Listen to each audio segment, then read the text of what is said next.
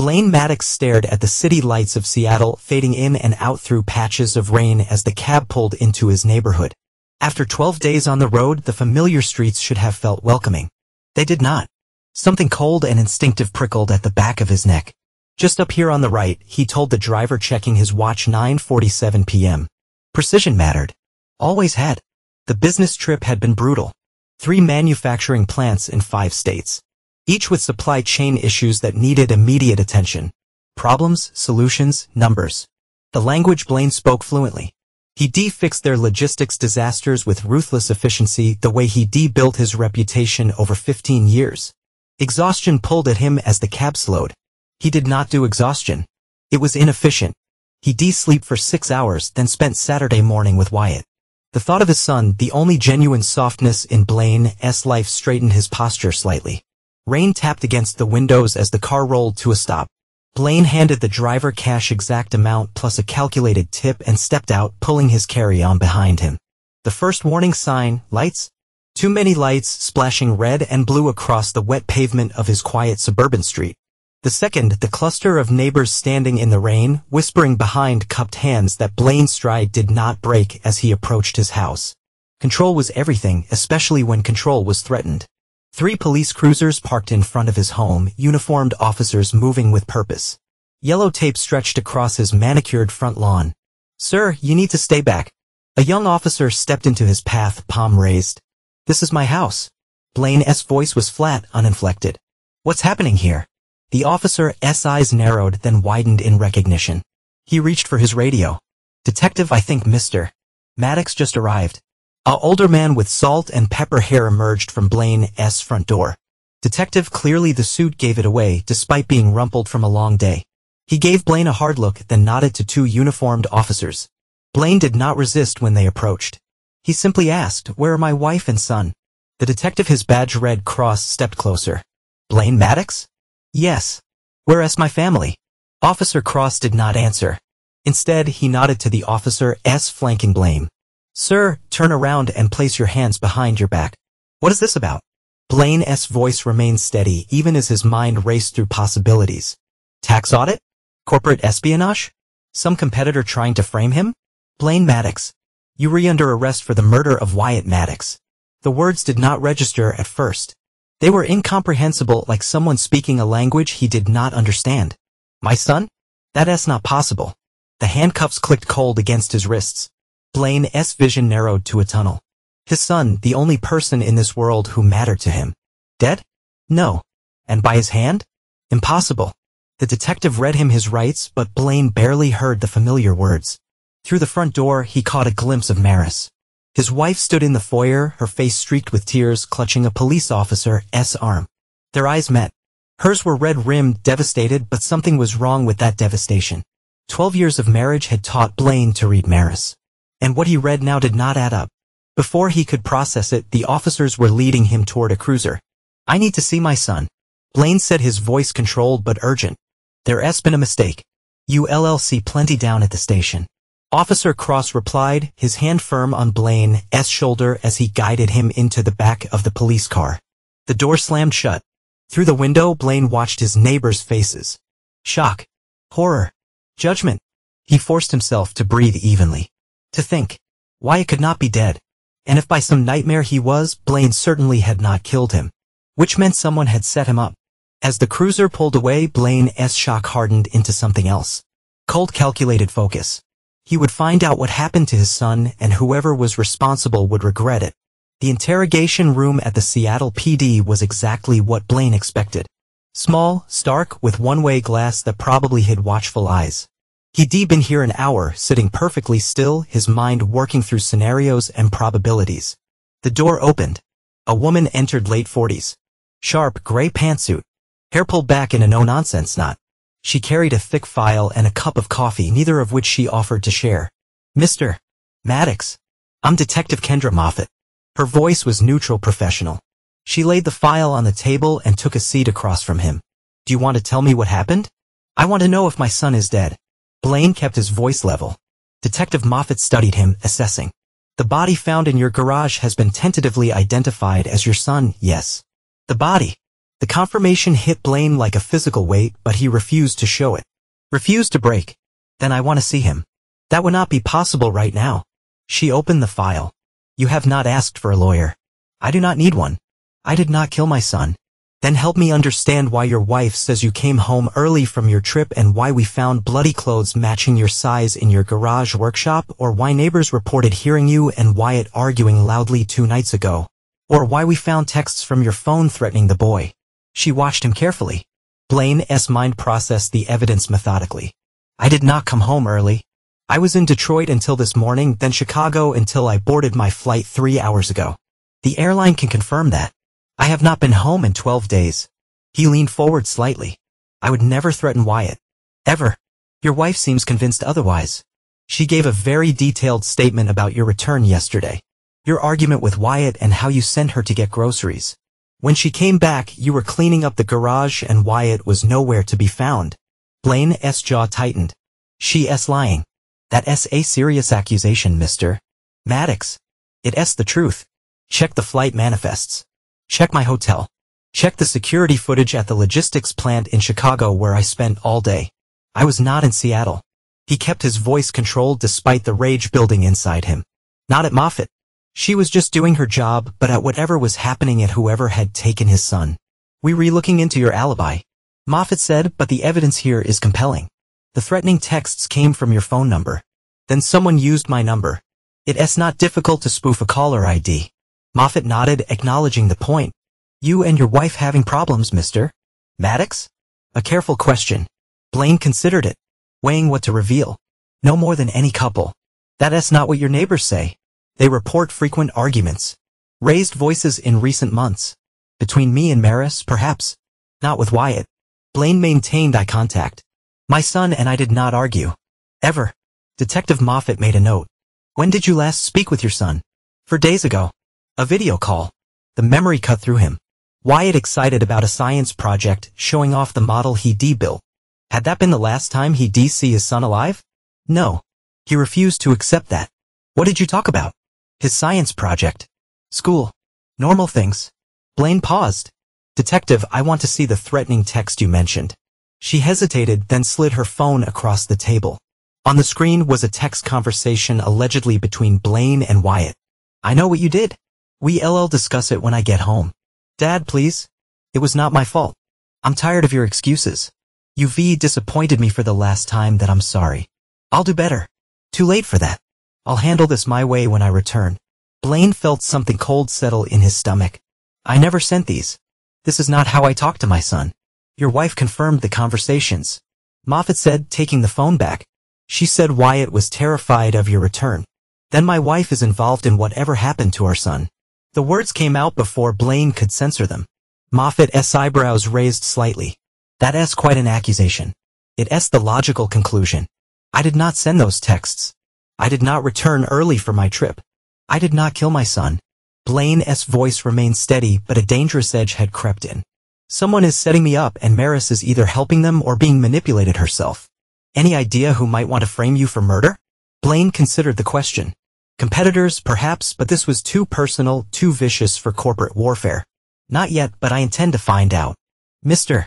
Maddox, you do understand you, the primary suspect in a murder investigation? You not in a position to be finding anything out. I understand my position perfectly, detective. Blaine met her gaze without flinching. I also understand that while you refocusing on me, whoever really killed my son, if he's indeed dead, is getting away with it. Something flickered in Moffat's eyes, doubt perhaps. She gathered her papers. We'll hold you overnight while we verify your alibi. I'd recommend you call a lawyer. I'd recommend you find who really killed my son. Blaine's voice was cold as ice. Detective Moffat stood. One more thing, Mr. Maddox. The blood on the clothes in your garage? Preliminary tests match your son's blood type. She left him alone with that information, closing the door softly behind her. Blaine sat motionless, his mind working like the precision machine it was. Someone had orchestrated this. They killed his son or made it appear so. Planted evidence, manipulated his wife. Why? The answer did not matter now. Finding who did it, that mattered. Making them pay, that mattered more. The holding cell was bare and cold. but Blaine hardly noticed. He sat on the thin mattress, back straight, eyes fixed on the wall opposite. To the guard watching through the small window, he might have appeared unnaturally calm. Inside his mind worked furiously. He catalogued the last few months methodically, searching for patterns he might have missed. Maris had grown distant.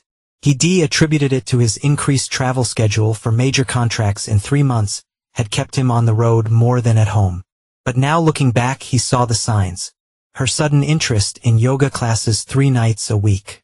The way she'd change her phone screen when he entered a room. Small lies about where she'd been or who she'd spoken to. The life insurance policies were the most damning in retrospect. 2 months ago, she'd suggested they increase their coverage. For security, she'd said.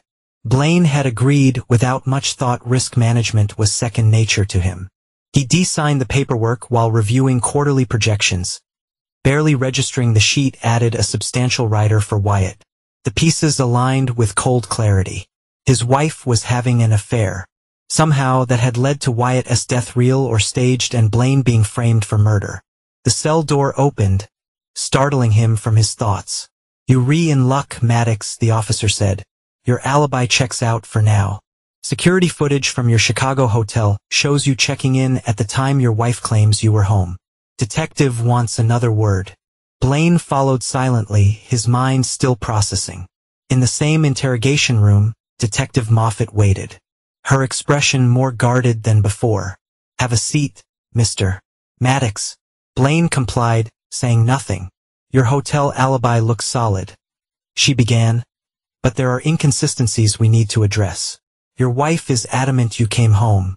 She described your clothes, your conversation, specific details. My wife is lying."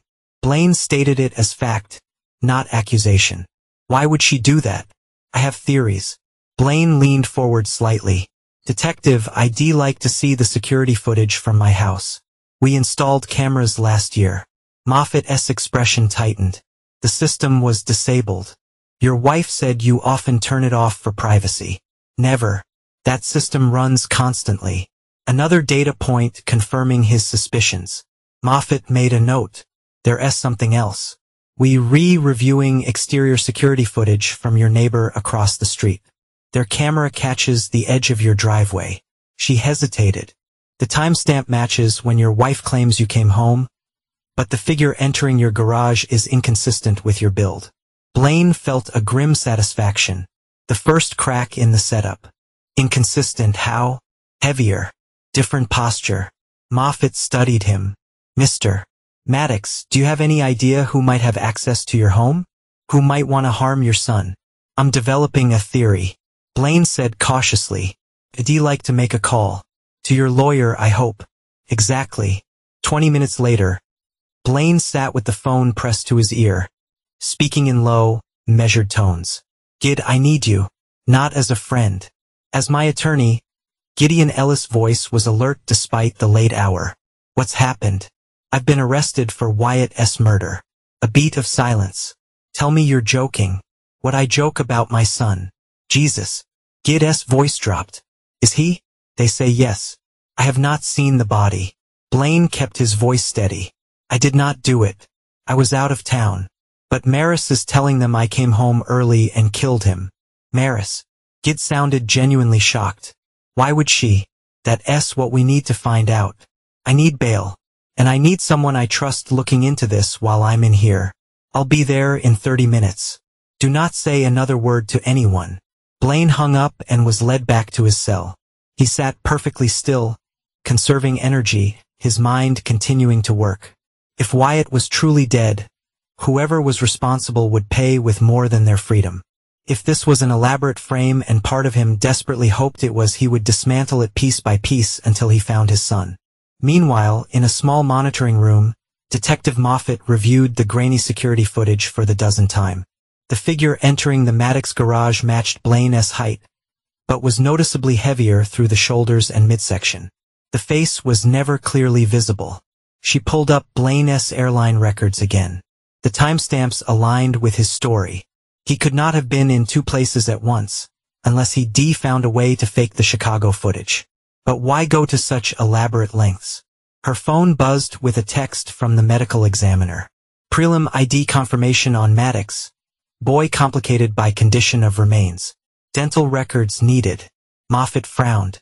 The body had been badly burned deliberately. It seemed making identification difficult. She assumed it was to hide evidence of the murder. But what if it served another purpose? What if the body was not Wyatt Maddox at all?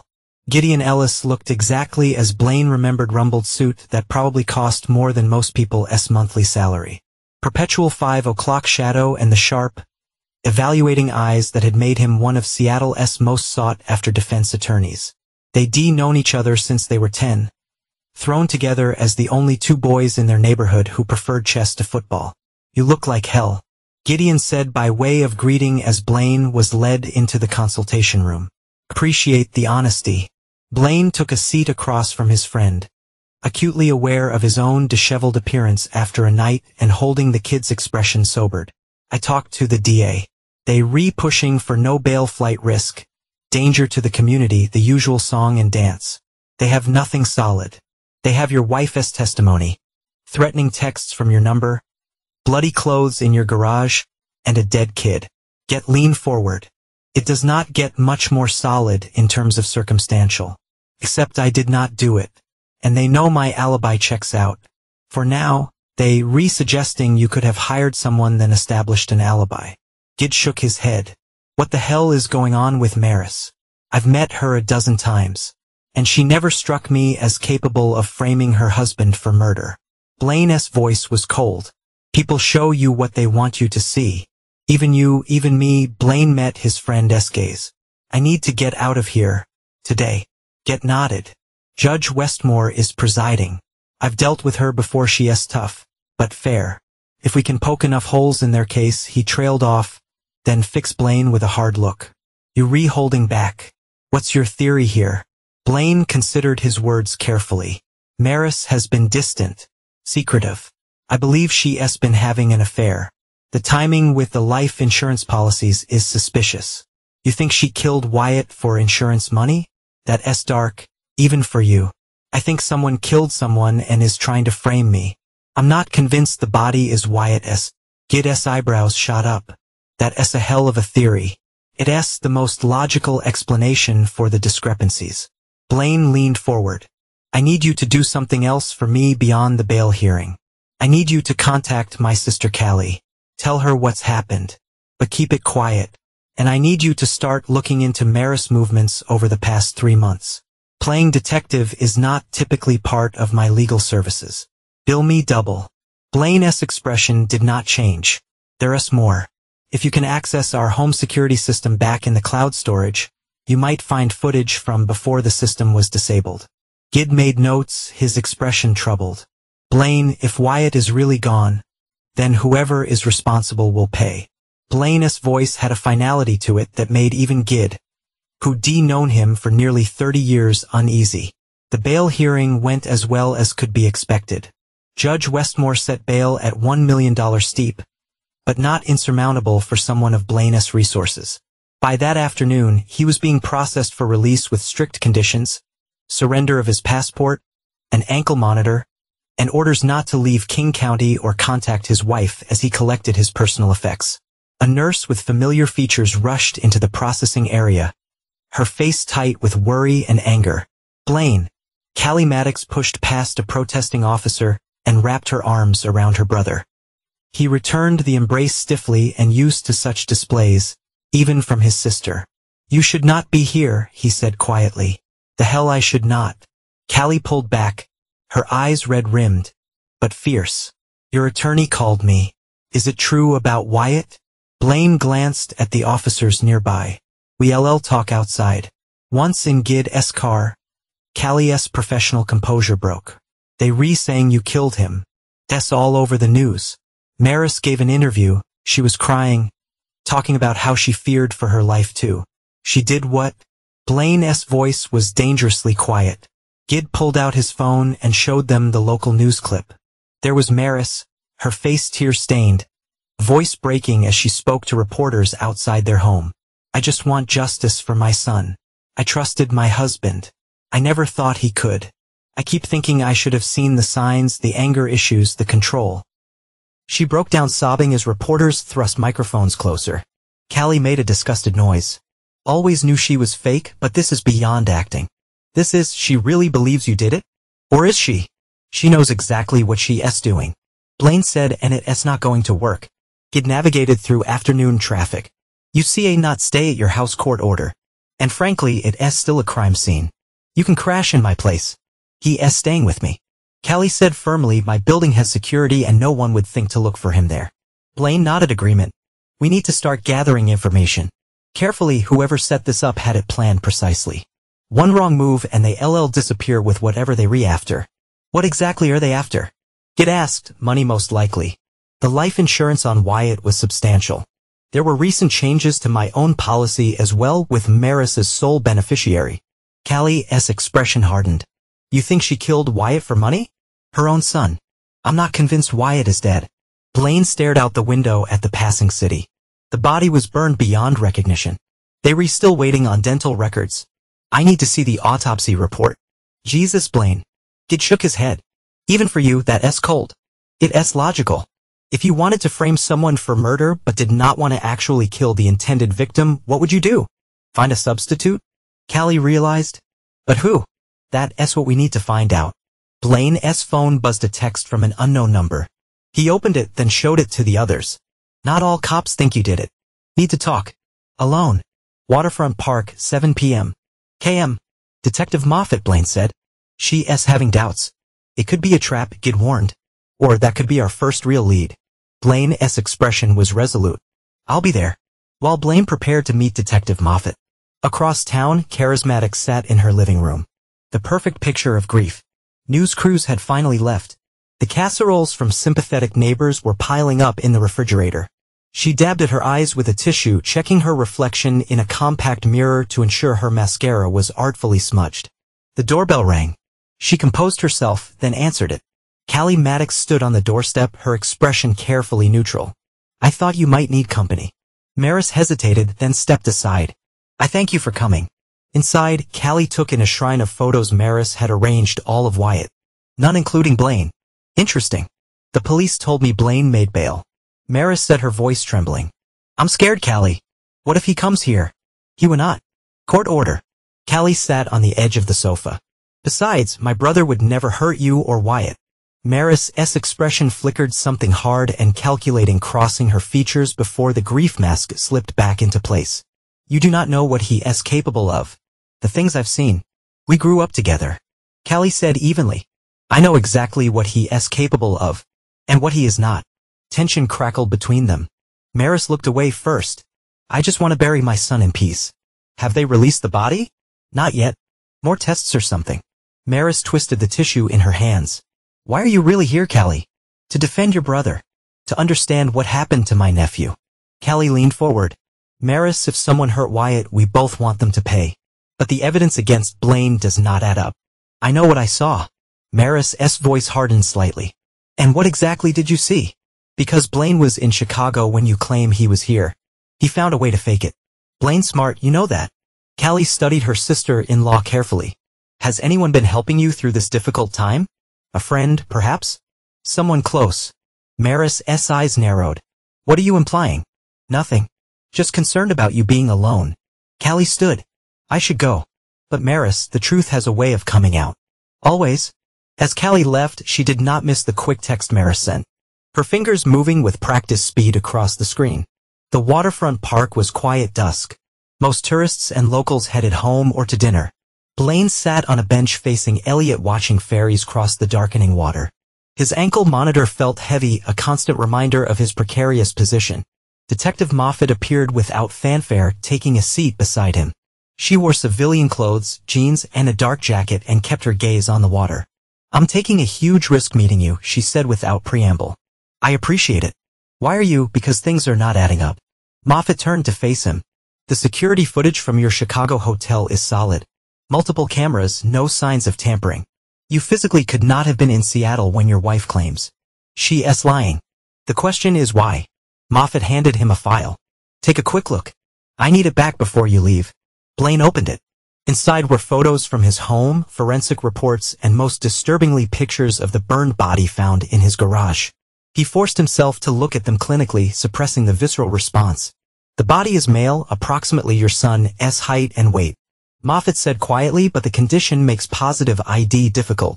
We waiting on dental records, but your wife was reluctant to provide them. Said she'd have to search for them. Seemed evasive. Moffat's expression was troubled. There's more. The threatening text from your phone. They originated from a burner phone, not your actual device. Someone spoofed your number. Blaine nodded, processing. What else? We found partial fingerprints on the gas can use to burn the body. Not yours. Not on file. Moffat hesitated.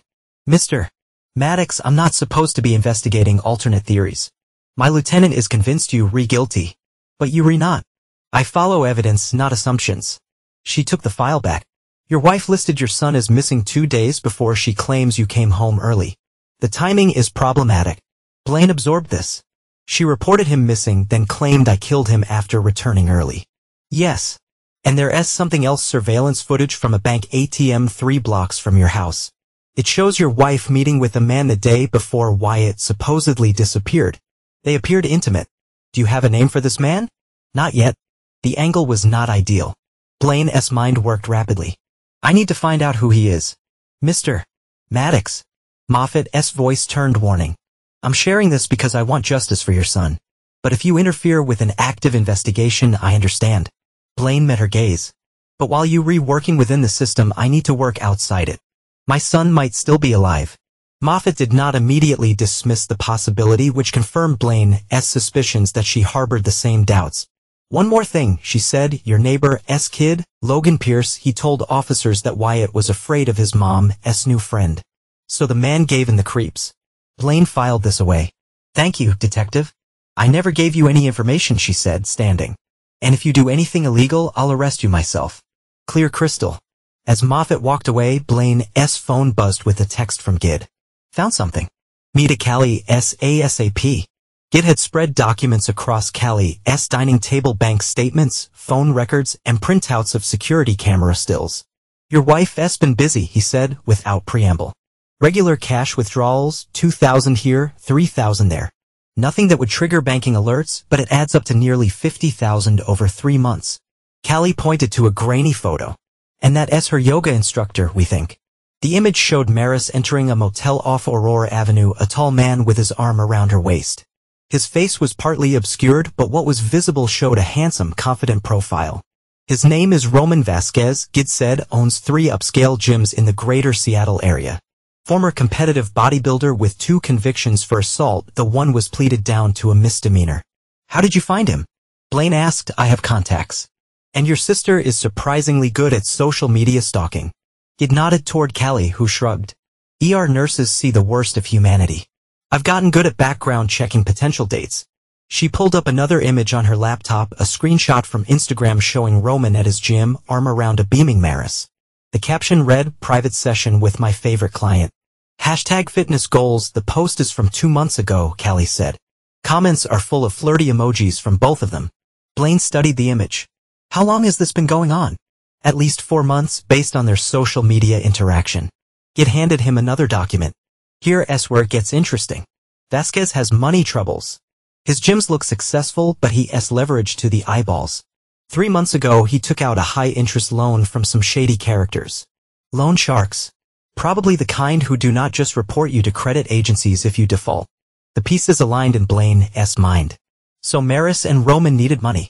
They took out additional life insurance on Wyatt, then staged his death to frame me. But where's Wyatt? Callie asked, the worry plain in her voice. If they did not kill him, they keeping him somewhere. Blaine's voice hardened. Alive, hopefully. They need him hidden until the insurance pays out and the investigation concludes. Or Gid said quietly, they never intended to keep him alive after the body was identified. A heavy silence fell.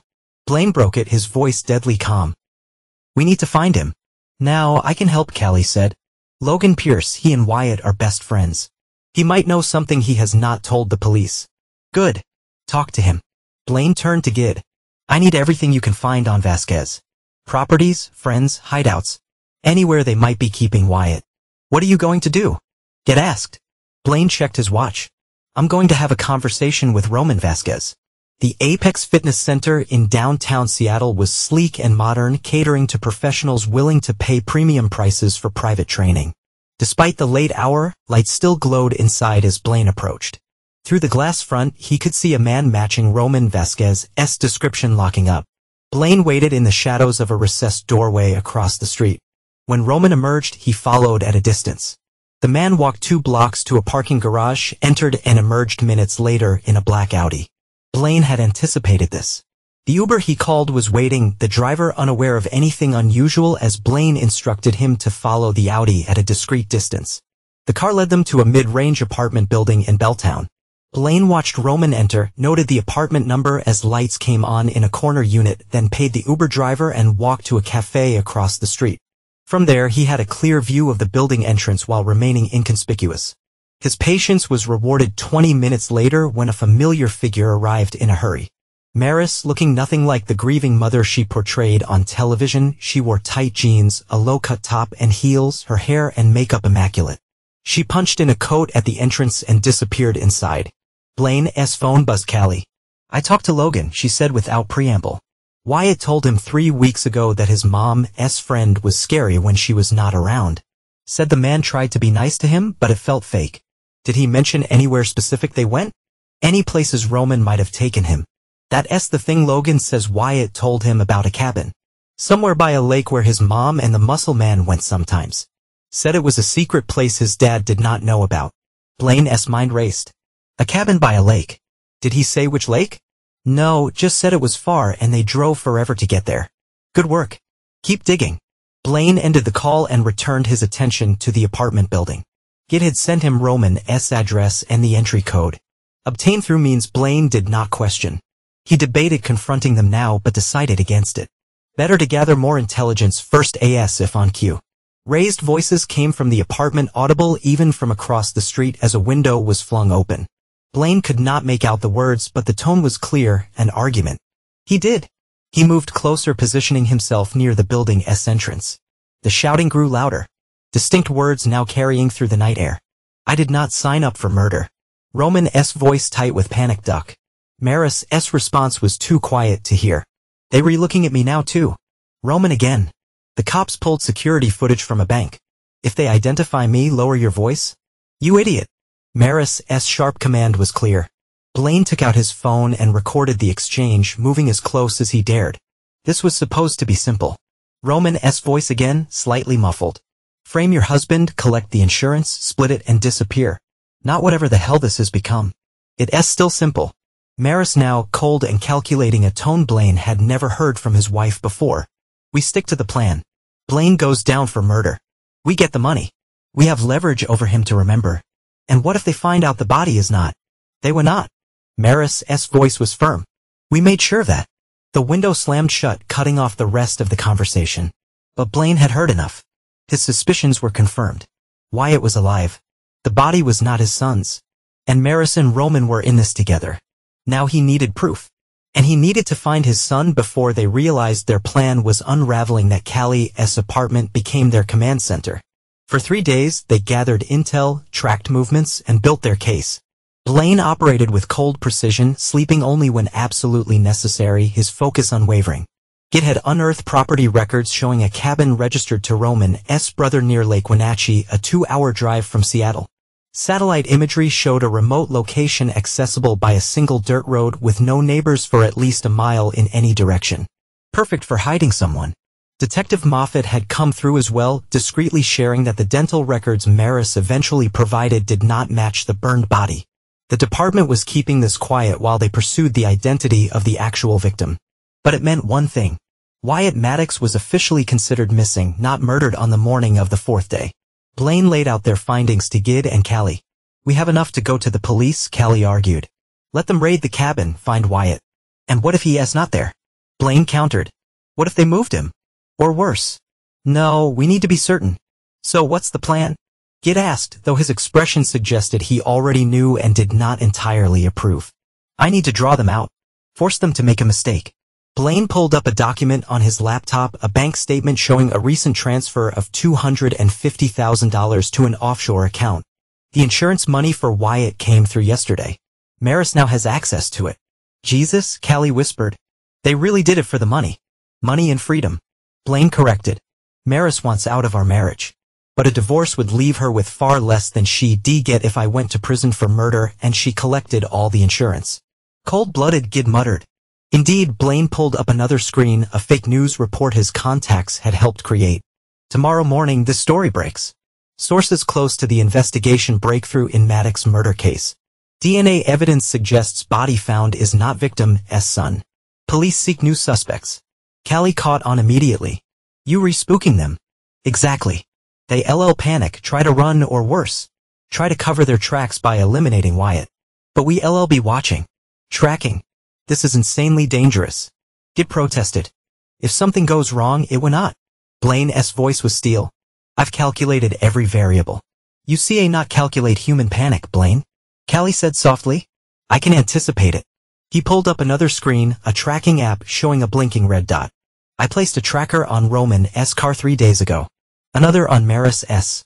The moment they moved toward that cabin, we know. Gid scrubbed a hand over his face. And then what? You not confront them. You've got an ankle monitor. Remember? One step outside the county and cops will swarm. Blaine smiled thinly. That's already taken care of. He pulled up his pant leg to reveal the ankle monitor attached to a device that simulated movement around his apartment building.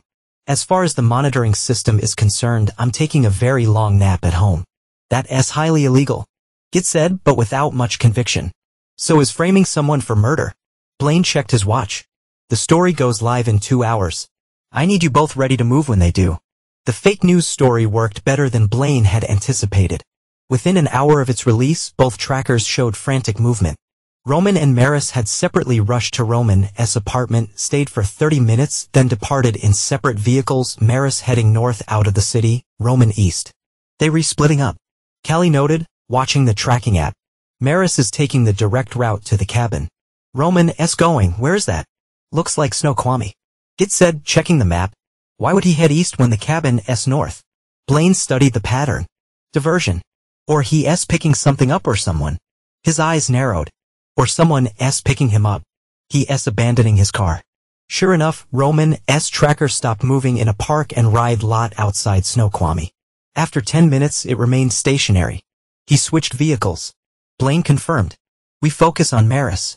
They took Gid's SUV, following at a safe distance as Maris's signal moved steadily north toward Lake Wenatchee. Blaine sat in the passenger seat, his expression unreadable as he watched the tracker's progress. What's your endgame here, Blaine? Gid asked after they'd been driving for an hour. Confront them? Rescue Wyatt? Turn them in? Oh, of the above. Blaine did not elaborate. Callie leaned forward from the back seat. And if Wyatt is not at the cabin, he will be. Or we'll find out where he is. Blaine's tone brooked no argument. The tracker led them to the edge of Lake Wenatchee State Park, then down a winding forest road. They stopped half a mile for where Maris's signal had gone stationary, a small A-frame cabin nestled against towering pines, smoke curling from its chimney. Stay here, Blaine instructed. If I'm not back in 30 minutes, call Detective Moffat. The coordinates are already programmed in my phone. He handed it to Callie. Blaine, this is insane. Gid protested. We should call the police now. Not until I know Wyatt's safe. Blaine checked the small recording device in his pocket. Then the gun he'd acquired legally registered to him, but a clear violation of his bail conditions. 30 minutes. He slipped into the woods before they could argue further, moving with quiet efficiency through the underbrush until he had a clear view of the cabin. Maris's car was parked outside through a window. He could see her pacing, phone to her ear, gesticulating angrily. Blaine circled the property, checking each window. The cabin was small: main room, kitchen, bathroom, and a loft accessible by ladder. No sign of Wyatt. Then he spotted the padlock on what appeared to be a cellar door, partially hidden by a wood pile at the side of the cabin. He waited, watching Maris through the windows. She finished her call, checked her watch repeatedly, then finally grabbed her keys and left the cabin. The sound of her car starting and driving away gave him his opportunity. Blaine moved quickly to the cellar door, examining the padlock. Standard model, nothing sophisticated. He had it open in under a minute, easing the door up slowly to prevent any creaking. Concrete steps led down into darkness. Blaine pulled out his phone's flashlight and descended cautiously. The cellar was small and musty with rough stone walls and a dirt floor. In the corner on a camping cot lay a small figure. "Wyatt," Blaine whispered. The figure stirred, then shot upright. That relief crashed through Blaine with physical force. He moved forward, kneeling beside the cot. His son's face was dirty. His clothes rumbled, but he appeared unharmed. "Are you hurt?" Blaine asked, quickly checking Wyatt for injuries. "No, just scared." Tears welled in the boy's eyes. "Mom said you were in jail. That you could not come for me. I'm here now." Blaine helped him stand. "We need to go." Quickly and quietly. "She's coming back with Roman," Wyatt said urgently. "I heard them talking. They were gonna take me somewhere else." Blaine nodded. "We'll be long gone before then."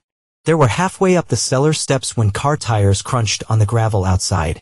Blaine froze, then gently pushed Wyatt back down. "Stay here. Stay silent," he whispered. "I'll handle this." He closed the cellar door quietly, leaving it unlocked, and moved to the side of the cabin. Peering around the corner, he saw not Mary's car, but a black SUV he did not recognize. Roman emerged from the driver's side, looking nervous. From the passenger side came another man, older, heavy-set with a weather-beaten face. "I do not like changes to the plan," the stranger was saying. "The boy was supposed to be gone before the body was found." "Plans change," Roman replied. "Mary's is bringing the money. We do the exchange, then you take the kid to the arranged location." "And you trust her?" "After she screwed up this badly," Roman's laugh was bitter. "Trust? No, but she has no choice now. The police are closing in." Blaine took a calculated risk. He stepped into view. Gun leveled at the two men. "Hello, Roman." Roman froze, his face draining of color. "Maddox? How did you? Where's my son?" Blaine's voice was deadly calm. "I do not. We do not." Roman stammered. The stranger was calmer, assessing Blaine with cold eyes. "Put the gun down, Mr. Maddox. This can still end well for everyone." "I doubt that." Blaine kept the weapon steady. "My son. Now. He's not here." Roman blurted. "Mary's took him earlier to a different location." "You lying?" Blaine took a step closer. "Last chance." "The cellar," the stranger said, ignoring Roman's panicked look. "He's in the cellar, unharmed." Blaine did not take his eyes off them. "Wyatt, come out slowly." After a moment's hesitation, the cellar door creaked open and Wyatt emerged, blinking in the sunlight. Seeing his father with a gun pointed at the men, he froze. "Come to me," Blaine said gently. "Stay behind me." Wyatt did as instructed, moving with cautious steps until he was safely behind his father. "Now, Mr. Maddox," the stranger said conversationally, "we seem to be in impasse. You have your son. We have a problem. Your problem is not my concern, but it should be." The man smiled thinly. "Your wife is very convincing on television. The grieving mother whose husband murdered their son. The public loves her. Even with the boy alive, you're looking at charges for kidnapping, bail violation, brandishing a weapon." "He's right, Dad," Wyatt whispered. "Mom told everyone you killed me." Blaine did not lower the gun. "I have evidence. Recordings of both of you planning this. The real identity of the body you used. Bank transfers. All safely with my attorney who's waiting with a direct line to the Seattle PD." Roman swore under his breath. The stranger's expression did not change. "Then it seems we have nothing to discuss." The older man started to turn away, then paused. "One thing, Mr. Maddox," the boy saw our faces. "That complicates matters. Try anything and you would not leave this property alive." Blaine's voice was ice. The standoff broke at the sound of another car approaching. Mayor's returning. Blaine made a split-second decision. "Wyatt, run to the trees. My friend Gid is waiting in a blue SUV down the road. Go to him." He pressed his phone into Wyatt's hand. "Show him this location." Wyatt hesitated only a moment before taking off into the woods. Roman made a move as if to follow. But Blaine's gun tracked him immediately. "Do not." Mary's car pulled up behind the SUV. She emerged, carrying a duffel bag, then froze as she saw Blaine. "No," she whispered. "No, this is not possible." Blaine finished for her. "Hello, Mary's." The color drained from her face. "How did you find us?" "I'm thorough. You know that." He kept the gun trained on the men but addressed his wife. "It's over. Wyatt is safe. The police are on their way." "You're bluffing," she said, but uncertainty crept into her voice. "Am I?" Blaine pulled out the recording device with his free hand. "I have you and Roman discussing the plan. The fake murder. The insurance fraud. All of it." Mary's composure cracked. "You were not supposed to get out on bail. You were supposed to stay locked up until it was all over. You miscalculated. Blaine's voice was eerily calm. You always underestimated me, Marys. All those years together and you never really saw me. I saw enough, she spat. A cold, ruthless machine. No wonder Wyatt preferred Roman. At least he tried to be a father. The stranger cleared his throat. This is all very fascinating. But perhaps we should discuss solutions rather than marital problems? There's no solution, Blaine said flatly. You all going to prison. That's one option. The man nodded thoughtfully. Here's another. He moved faster than Blaine expected, drawing a weapon from beneath his jacket. Blaine fired first one clean shot that caught the stranger in his shoulder, spinning him backward. Roman bolted for the SUV. Marys, after a moment's hesitation, ran for her own car. Blaine let them go. His priority was ensuring Wyatt's safety, not vengeance. He kept his gun trained on the wounded stranger who was clutching his shoulder and swearing. The police really are coming. Blaine told him, you might want to consider what you tell them. You shot me. The man said incredulously, yes. And I recorded your entire conversation about kidnapping my son. Blaine's expression did not change. Your move. The raid on the cabin yielded more than Blaine had anticipated. While the stranger, who turned out to be a loan shark named Jeremiah Keller with an extensive criminal record, was taken into custody, Roman and Marys had escaped. But they left behind evidence, documents showing the identity of the burned body, a homeless man who matched Wyatt's general size, financial records detailing the insurance fraud, and a detailed escape plan with new identities for both of them. Detective Moffat had been less than pleased with Blaine's vigilante approach, but could not argue with the results. Wyatt was safe, the frame-up exposed, and all charges against Blaine dropped. The search for Marys and Roman was now the department's top priority point. 2 days later, Blaine sat with Gid, Callie, Detective Moffat, and most importantly, Wyatt in a conference room at the police station. Wyatt had been examined by doctors, interviewed by child psychologists, and deemed physically unharmed but emotionally traumatized. He clung to Blaine's side, unwilling to be separated from his father. We've confirmed through DNA that the body found in your garage was not Wyatt. Moffat explained, keeping her voice gentle for the boy's benefit. It was a man named Edward Holloway, reported missing 3 weeks ago, a transient with a history of mental illness. How did they get him? Callie asked, horrified. Mr. Vasquez apparently offered him money and shelter. Based on Wyatt's statement, they kept both of them at the cabin initially. Then she glanced at Wyatt and left the rest unsaid. Wyatt spoke up, his voice small but steady. They made me watch. Roman said I needed to see what happened to bad people, but I knew the man was not bad. He was just confused. Blaine's arm tightened around his son's shoulders. You're safe now. They CA not hurt you or anyone else. We believe Marys and Roman plan to disappear overseas. Moffat continued. They had passports, driver's licenses, and credit cards under new identities. We flagged these with border control and international agencies, but they might have backups. Blaine finished. Exactly. Moffat looked troubled. They resourceful and desperate. A dangerous combination. What about the money? Get asked. The insurance payout. Frozen. Along with all of Mrs. Maddox's known accounts.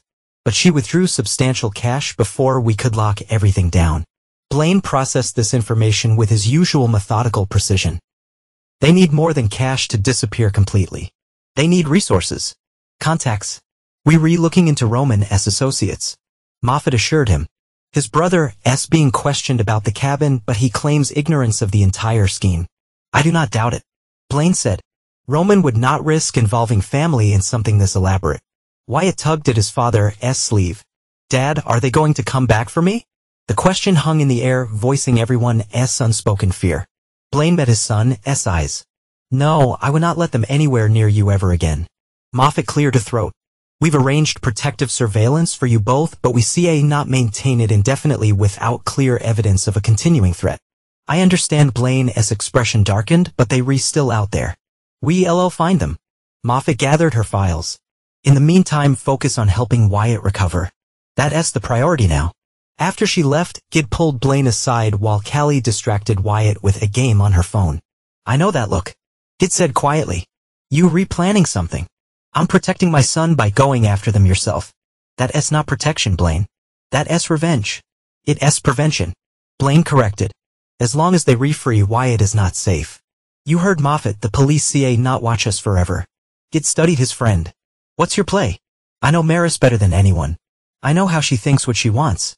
She's smart but predictable in her self-interest. Blaine's voice was cool, calculated, and Roman's the weak link. He's already shown he panics under pressure. "You going to use that? I'm going to end this."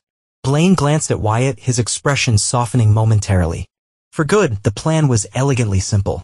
Using his contacts in the media, Blaine arranged for a leak about Roman cutting a deal with prosecutors in exchange for Maris' location.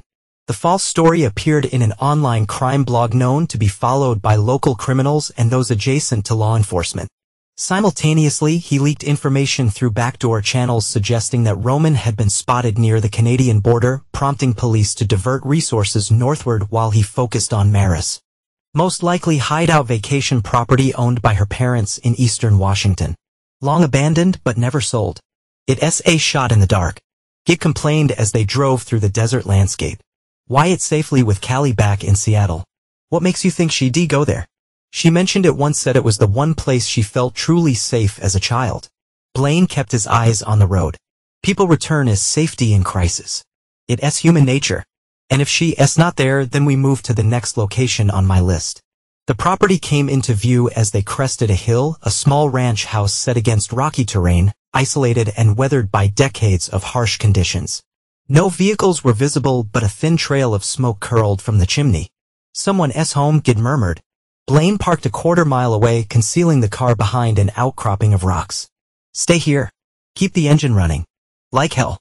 Gid reached in a back seat and pulled out a baseball bat. "I'm not letting you walk in there alone." Blaine did not argue. They approached on foot, circling the property to survey it from all angles. Through a dirty window, they spotted Maris sitting at a kitchen table, counting stacks of cash. She was alone. Blaine gestured for Gid to cover the back door while he approached the front. No need for stealth now. He wanted her to know he was coming, that he knocked once hard. Inside, movement stopped.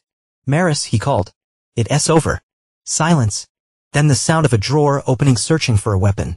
He guessed. Roman talked. Blaine continued. "The police know everything. They're on their way here now." "You lying?" Her voice was high-strained. "Check the crime blog. It's all there. He sold you out to save himself." A pause. Then sounds of frantic movement, presumably checking the story on her phone. Blaine used the distraction to test the door. Locked, but the frame was old, rotting. "I've transferred most of the money offshore," she shouted. "You'll never find it." "I do not care about the money, Maris. I care about her son. The son you were willing to traumatize, or worse, for cash." Another pause. "I never would have hurt him. He was gonna come with us. Once it was safe. After convincing him his father was a murderer, after making him watch you kill an innocent man." The sudden silence told Blaine he struck a nerve. "That was Roman's idea." She finally said, her voice smaller. "I never wanted Wyatt to see that. But you let happen. You helped plan it." Blaine's voice hardened. "You try to destroy everything I care about." "Why?" "Because you never cared about me." The words exploded from her, raw with long-buried resentment. 12 years, Blaine.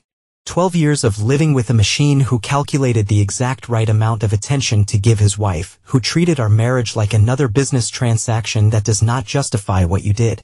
It justified getting away, starting over. Her voice cracked. "Roman understood me. Valued your access to money." Maybe Blaine moved closer to the door. "He's gone, Maris. Left you to take the fall. Right now he's telling the police everything in exchange for immunity." A crash from inside, something thrown in anger. "No. He would not. Check your phone. Call him. See if he answers." Silence. Then the sound of dialing. Blaine knew Roman would not answer. The man's phone had been confiscated when he was arrested at the Canadian border that morning, though Maris could not know that yet. While she was distracted, Blaine signaled to Gid. One swift kick from his friend and the back door splintered open. Maris screamed, dropping the phone and grabbing for something under the table. Blaine was through the front door before she could bring the gun up. "Do not," he said quietly. She froze, the weapon half raised. "You're not taking me in." "That's not my job." Blaine nodded to Gid, who had entered behind her. "The police are already on their way. But before they arrive, you and I are going to have a conversation." "About what?" Her eyes darted between them, calculating escape routes. "About the truth. All of it." Blaine pulled out his phone and set on the table, recording. For Wyatt's sake. For a moment he thought she might refuse. Then something in her broke. She lowered the gun to the table, shoulders slumping in defeat. It was not supposed to go this far. She began. It started as a fantasy escaping, starting over. Roman made it seem possible. An insurance. Blaine prompted his idea. He had debts. Dangerous people. She laughed bitterly. We needed a body that could pass for Wyatt. We needed you to take the blame. So you chose an innocent homeless man, killed him, burned him to hide his identity. Maris flinched. I did not kill him. Roman did. While you made our son watch, I told you that was not the plan. Her voice rose again. Wyatt was supposed to be asleep. Roman brought him down to toughen him up. He said, Gid made a disgusted noise from behind her. Blaine remained impassive. And after when the body was identified as Wyatt, what then? Maris would not meet his eyes. We decollect the insurance, wait for your conviction, then take Wyatt and disappear, leaving him to believe his father murdered someone while thinking it was him. Blaine's voice finally betrayed emotion, cold, controlled anger. That's beyond cruel, Maris. He would have adjusted. Kids are resilient. She looked up to find it. He would have forgotten you eventually. The words hummed in the air between them. Damning. Blaine let them settle before speaking again. You never understood me, Maris. Not once in 12 years. But your gravest mistake. He leaned forward. You underestimated how far I'd go to protect my son. She stared at him, suddenly afraid in a way she had not been before. What are you going to do? Nothing. Blaine picked up his phone, stopping the recording. The police will be here in approximately 8 minutes. I've already sent them everything they need, including this confession. As if on cue, sirens wailed in the distance. Maris slumped in her chair, the fight gone out of her. I did love you once, she said quietly. Before I realized there was nothing to love. Just ambition and control wrapped in a handsome package. I know. Blaine's expression did not change. That's why I never fully trusted you. She laughed, a hollow, broken sound. All these years. You never really let me in, did you? No. Blaine moved toward the door as the sirens grew louder. And neither did you. With Maris in custody and Roman cooperating with authorities to save himself, the case against them was airtight. The trial date was set for 3 months out, with both facing charges of murder, kidnapping, fraud, and conspiracy. Blaine should have felt relief. Wyatt was safe, recovering slowly with the help of therapists and the constant support of his father and aunt. The police had recovered most of the insurance money. Life was gradually returning to a new normal, but something not a blame, an unfinished edge to the whole affair. Despite their confessions, despite the evidence, he could not shake the feeling that Maris and Roman had not revealed everything. You need to let it go. Gid told him over drinks at his apartment 6 weeks after the arrests. They were going away for decades. Justice is being served. It's not about justice. Blaine swirled the whiskey in his glass, watching the light play through the amber liquid. It's about security. Loose ends. What loose ends? They re-locked up. The case is solid. Jeremiah Keller. Blaine said simply. The loan shark had been charged as an accessory. But his high-priced lawyers had negotiated a plea deal for minimal jail time. He'd be out in less than a year. You think he's a threat? Gid looked skeptical. I think he does not like loose ends either. Blaine set down his glass. And Wyatt is a loose end. A witness. Gid studied his friend. Why are not you telling me? Blaine hesitated, then pulled out his phone and played a voicemail. Mr. Maddox. We have unfinished business. Your boy saw things he should not. That's a problem for me. Problems cost money. We should talk about solutions.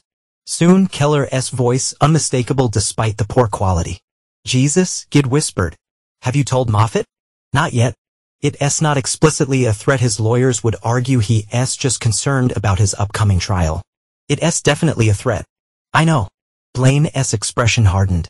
And I'm not waiting for him to act on it. Blaine, Gid's voice held a warning. Do not do anything stupid. I never do. Blaine stood. I need access to Keller's financial records, his properties, his contacts. That's not exactly public information. But it is accessible to someone with the right skills and motivation. Blaine gave his friend a pointed look. Your firm represents 3 banks that Keller uses. Gid sighed heavily. You were asking me to commit multiple felonies. I'm asking you to help protect my son. The silence stretched between them, heavy with the weight of what Blaine was requesting. Give me a day. Gid finally said, but Blaine, whatever you replanning, be careful. Keller is not like Maris and Roman. He's dangerous in ways they could only pretend to be. So am I. Blaine replied quietly. They just never saw it. The trap was set with precision. Using the information Gid had reluctantly provided, Blaine had mapped out Keller's entire operation, his legitimate businesses, a pawn shop and 2 check cashing stores, his loan sharking territory, his enforcers, and most importantly, his weaknesses. Chief among those weaknesses, an IRS investigation that had been quietly proceeding for months. Keller did not know about it yet, but the investigators were closing in on accounts he believed were untraceable. Blaine crafted an anonymous tip to Keller about the investigation, making it appear to come from a contact within the IRS, someone Keller was bribing. The tip included just enough verifiable details to be credible, along with a suggestion that a key witness was preparing to testify against him. The witness's name, Roman Vasquez. The message was delivered while Roman was being transported from county jail to the courthouse for a pretrial hearing. As Blaine had calculated, Keller's reaction was swift. 2 of his associates attempted to intercept the transport, then only to find a heavily armed police escort waiting, tipped off by an anonymous source about a potential attack. The failed ambush added new charges to Keller's case and removed his bail option, but it was only phase 1 of Blaine's plan.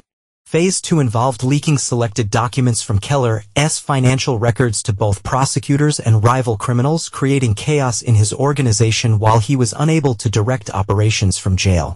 Within weeks, his loan sharking territory was carved up by competitors, his legitimate businesses under intensive audit, and his enforcers either arrested or in hiding. Moffat confronted Blaine after connecting the dots.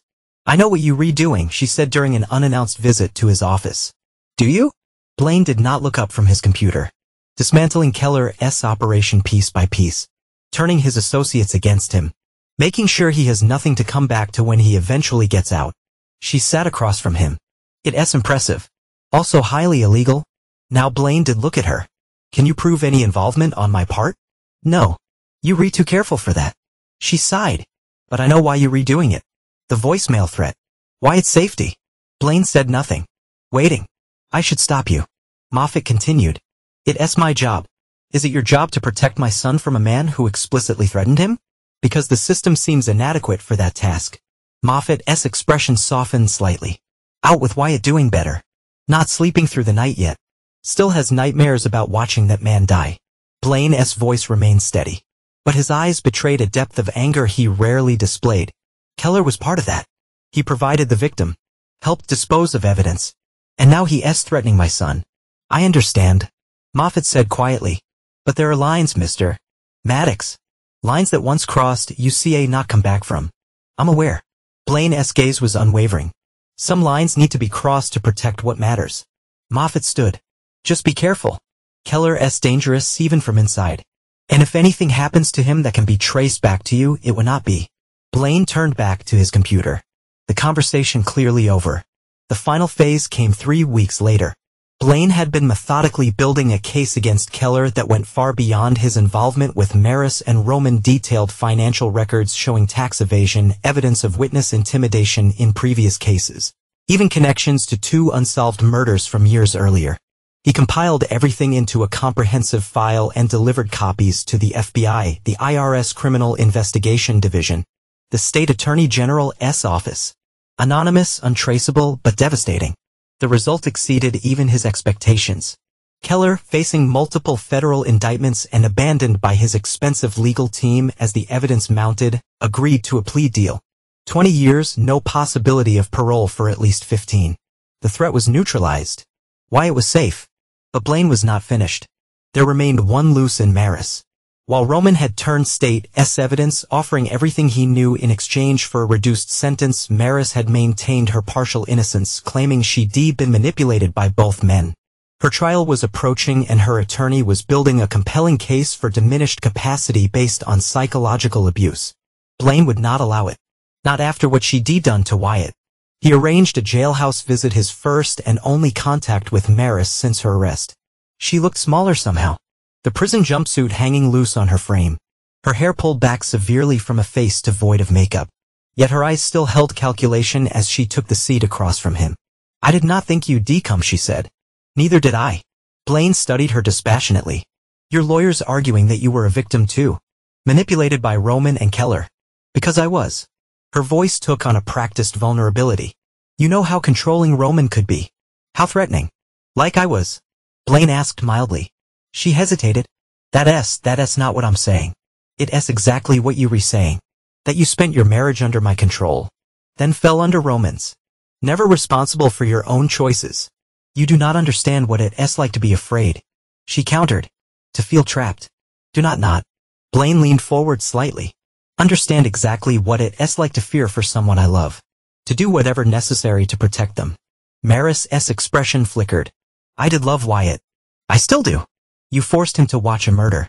You were willing to let him believe his father killed someone and try to kill him. You kept him in a cellar. Blaine's voice remained calm. But ice cold. That's not love, Maris. That's ownership. What do you want from me? Frustration crept into her tone. I'm already going to prison. I've lost everything. I want you to plead guilty. Full responsibility. No diminished capacity defense. She laughed bitterly. Why would I do that? Because I have something you do not know about. Blaine slid a paper across the table. An additional recording. Why did not share with the police? Maris unfolded at a transcript of a conversation between her and Roman at the cabin, planning in explicit detail what they would do with Wyatt once they collected the insurance money and fled the country. The blood drained from her face. Where did you get this? I bugged the cabin before the police arrived. Blaine took the paper back. Your fancy lawyer might spin psychological manipulation. But no jury will forgive a mother who planned to sedate her child during travel. Then introduce him to his new reality by telling him his father was dead. You rebluffing. She whispered, but uncertainty clouded her eyes. Am I? Blaine stood. Plead guilty. Maris. Take full responsibility. Or this recording goes to the prosecutor, the media, and Wyatt's therapist. You use our son that way. Let him hear this. No. You would by forcing me to release it. Blaine's expression was implacable. One last choice. Maris. Make the right one. He left without waiting for her answer, knowing he won. 3 days later, Maris changed her plea to guilty on all counts without explanation. Her lawyer was baffled. The prosecutor was delighted. The judge sentenced her to 30 years. A.S. For the recording Blaine had mentioned. It did not exist. But Maris, who had built a life on lies, could not recognize the truth. 6 months after Maris's sentencing, life had found a new rhythm.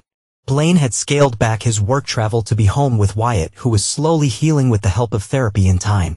They moved to a new house, a fresh start without the shadows of the past hanging over them on a crisp fall evening. Blaine stood on the back deck of their new home, watching as Wyatt played with his cousin Callie's daughter in the air below. The sound of his son's laughter, once rare, now came more freely. It was the only sound that could pierce the armor Blaine had built around himself. He's doing better, Callie said, joining him with the railing. The nightmares are less frequent. Once a week now instead of nightly. Blaine kept his eyes on Wyatt. The therapist says he's making remarkable progress. Kids are resilient. So people keep telling me. Callie studied her brother's profile. And what about you? Are you making progress? Blaine gave her a sidelong glance. I'm fine. You refunctional. That's different. She sighed. Kid's worried about you. Says you've gone colder since all this happened. Kid talks too much. He cares about you. We both do. Callie touched his arm lightly. You took down Keller's entire operation, made sure Maris and Roman will spend decades in prison. Wyatt is safe. It's over, Blaine. You can stand down now. Blaine said nothing for a long moment. Below, Wyatt had stopped playing to examine something in the grass at Caterpillar, judging by his fascinated expression. It will never be over, he finally said. Not really. What they did to him, what they took from him, his innocence, his trust, his voice remained steady, but his hands gripped the railing with white-knuckled intensity. I can never undo that damage. But you can help him heal from it. By healing yourself. Blaine shook his head slightly. I do not need healing. I need vigilance. Inside the house, the doorbell rang. Kit had arrived for their weekly dinner, another part of the new routine surrounding Wyatt with the stability of family. Later, after the children were in bed, the 3 adults sat in the living room with glasses of wine. The conversation flowed easily between Callie and Gid, while Blaine listened more than he spoke. I have news. Gid eventually said, his tone deliberately casual. Roman's appealing his sentence.